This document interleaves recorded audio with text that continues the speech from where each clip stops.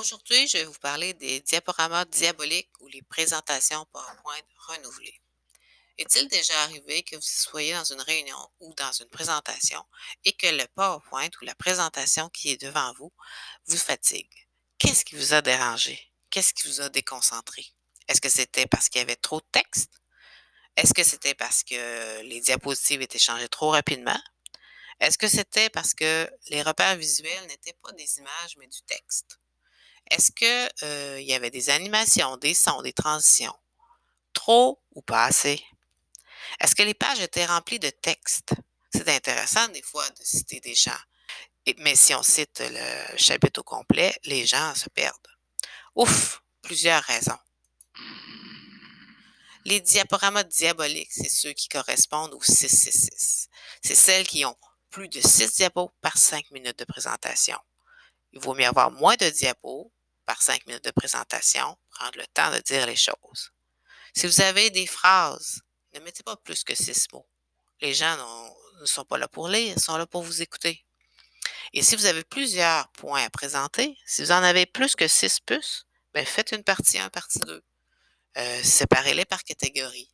Les gens vont les retenir davantage. Voici une diapositive diabolique. Ben, il y a beaucoup de texte.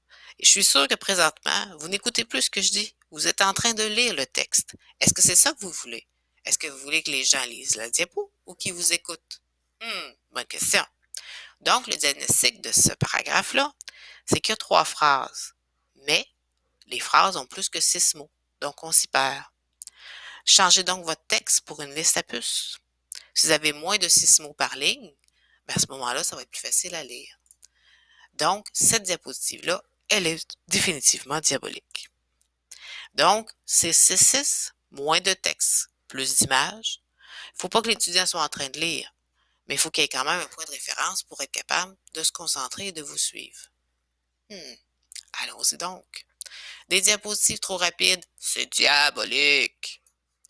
Calculez 5 diapos au moins par 5 minutes de narration. Prenez le temps de parler de vos choses. Et comme ça, les étudiants vont vraiment suivre ce que vous dites.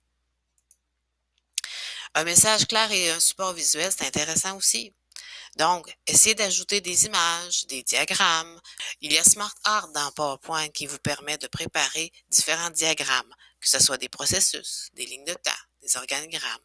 Et ce qui est intéressant, c'est que si j'en prends un à 5 bulles et que je veux en avoir seulement 4, je la supprime et il s'ajuste automatiquement. C'est pour ça que ce sont des organigrammes intelligents. Tapez simplement organisateur graphique dans Google et vous allez en trouver une. Tapez simplement organisateur graphique dans Google et vous allez en trouver une quantité phénoménale. Vous pouvez avoir des lignes de temps, des séquences, des processus. Je vous invite à chercher. Donc, une image vaut 1000 mots. Oui, bien sûr. Et vous pouvez aussi proposer un truc mémotechnique pour vous souvenir du contenu de votre présentation. J'ai utilisé le 666 et le mot diabolique tout le long de la présentation. Probablement que vous allez vous en souvenir. Donc, 666, pas plus de 6 diapos par 5 minutes, pas plus de 6 mots dans une phrase qui est citée à l'écran et pas plus de 6 puces à l'écran. Donc, des animations, des transitions, pas trop. Un fond d'écran semblable, c'est intéressant. Des animations bien pensées. On peut en mettre à l'occasion, surtout que présentement, je présente les points un par un, donc ça devient intéressant. Le son au besoin, oui, pour attirer l'attention, pour ramener les étudiants à l'ordre. Ça peut être intéressant. Du texte noir sur blanc, faites attention. Il y a des gens qui ont de la difficulté à lire les couleurs. Donc, le noir, c'est toujours été gagnant. Et si vous avez un fond d'écran blanc, c'est encore mieux. Ici, il n'est pas tout à fait blanc, mais il s'approche du blanc, donc plus facile à lire. Et si vous voulez avoir des animations dynamiques, il y a d'autres outils comme le Prezi, les YouTube, les Powtoon. Mettez-vous à la place de vos étudiants. Si vous aviez 4 cours dans la journée et que les 4 enseignants à la suite de l'autre présentent des PowerPoint et que vous avez 8 heures de présentation PowerPoint, peut-être que vous aimeriez que votre enseignant utilise autre chose. Il y a aussi des animations dynamiques, mais il y a aussi des stratégies d'apprentissage actif. Ce sera le sujet de mes prochaines vidéos.